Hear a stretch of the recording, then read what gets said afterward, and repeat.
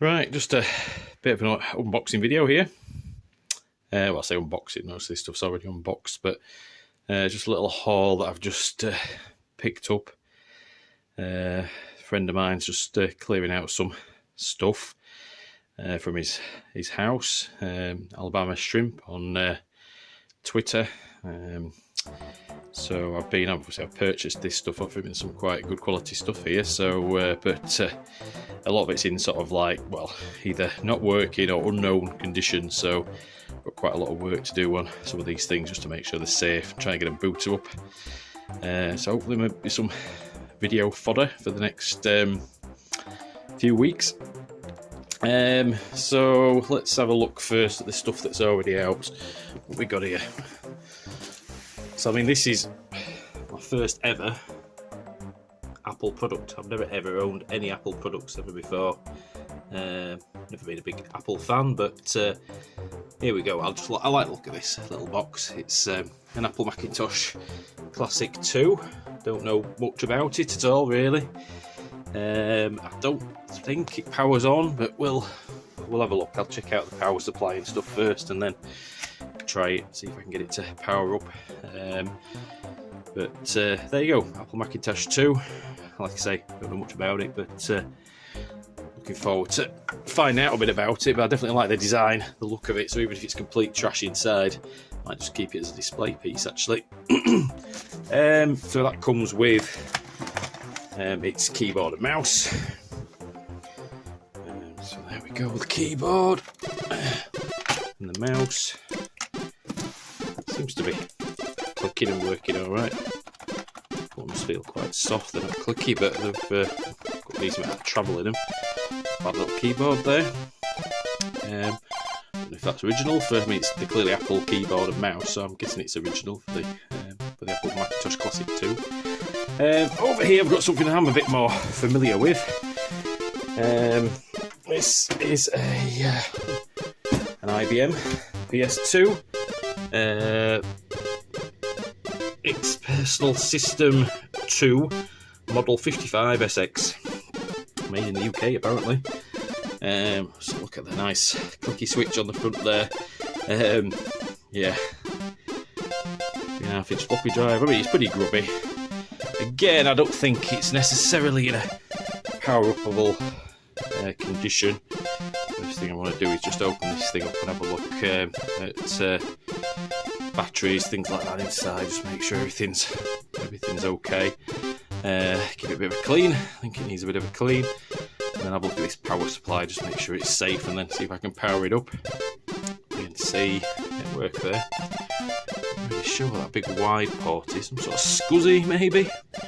Not sure. Got parallel and serial ports on the back there, and obviously this is the machine. The PS2 machine is obviously the machine that launched the PS2 keyboard standard. So I've got a PS2 keyboard. So anyway, that'll be interesting to open that up. So that's third thing I've got. Right, so this is the third thing that I've got. This is the main box. And actually, just having this box here, I mean, it says on the side of the box it's a VIC-20 box. So I'm not sure if you can see, somebody just written VIC-20 on it. But anyway, the box is the right size and shape for what's inside. We've even actually got the polystyrene mouldings inside that go with it. There's nothing in the cardboard bit at the back there. But as you can see, it's a red bin Commodore 64. Again, my first ever Commodore 64. I've never had a Commodore 64 before, and I don't know what sort of working condition it's in. But yeah, it'll be an interesting thing to open up again, just check it all out before I try and power it on.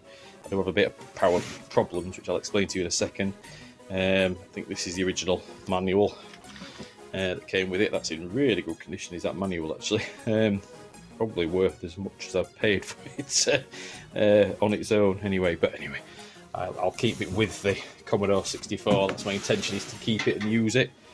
We've got a box of goodies over here. Loads more books here.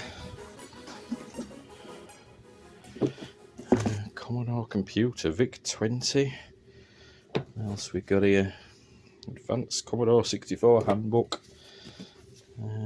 Manuals. I don't know if we've got the Solo Flight. I don't know if we've got the game in. Advanced Commodore 64 Basic. Commodore 64, an intelligent and intelligible guide for the inquisitive adult.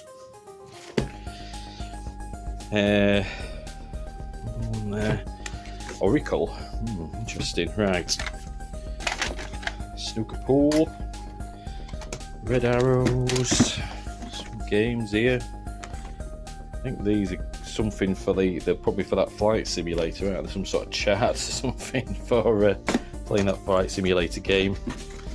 There's another one there. Best of PCW. Software for the Commodore 64. I'm not sure. Oh, Personal Computer World is. When I saw PCW, I was thinking, well, that's an Amstrad machine, isn't it? Right, so we've got a few things there, including a bit of dust. A couple of power supplies. Now, I'm led to believe that the power supplies in here are American power supplies, and I'm fairly sure I can just find a British power supply. Obviously, it's a different voltage out. Is the American power supply? We've got American out there.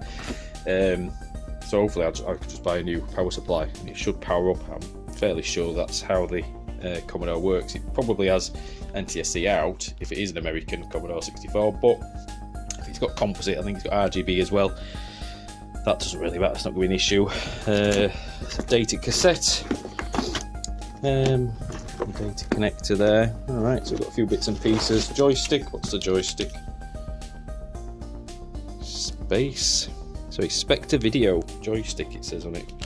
Don't know if this is a joystick that anybody's familiar with. Not something I've ever seen before, but it's got a really good, solid feel to it. I must say that the travel of that joystick, these buttons are really nice actually. Nice joystick that one. Guessing it's 9-pin DB. 9, yep. So I could even plug that into my Amiga, I think. But anyway, hopefully I'll get this Commodore 64 up and running with that joystick. But yeah, I'm impressed with that joystick. So the last thing I've got, so this is the last box here. Handle with care. Let's have a look. Nice, obviously, clearly original box, and it gives you a bit of a clue as to what's actually in there on the side there. This is not something I've ever handled before. I'm not sure if I've even ever seen one in real life before. We've got a Commodore 1541 disk drive. So I haven't got any discs for it, I don't think. Right, American power supply.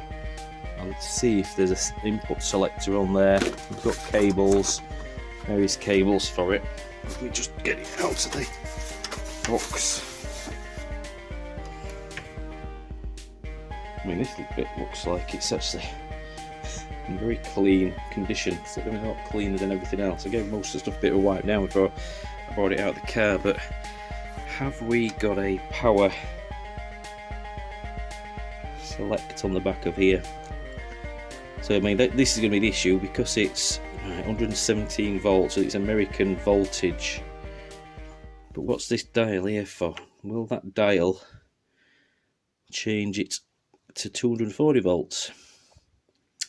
That's the question, because otherwise I'm going to have to get some sort of converter for the voltage to get this working. Again, if anybody knows much about these things, wants to give me a bit of a hand with it, then let me know. Is there an easy way to get this working? Can I just plug a British kettle lead in there? Obviously I can't if it's 117 volts. But does that dial do anything to actually rectify that? Doesn't have any indication on it. Not like on the back of the PS2, the IBM PS2, it's got a little switch that tells you that it's changing. Yeah, so that's my haul. Obviously, be interesting to get some nice little videos done out of these. I mean, if there's a lot of major sort of soldering work and stuff that I'm hoping to be able to learn, well, certainly learn to do a bit of that myself. I mean, I can use a soldering iron, but electronic diagnostics certainly isn't something I've in my sort of skill book, but I would quite like to sort of step it up a bit So if there's some minor repairs on there that I can do to get these things working, maybe replacing a few caps or something, that's something I'd quite like to have a go at. So watch this space.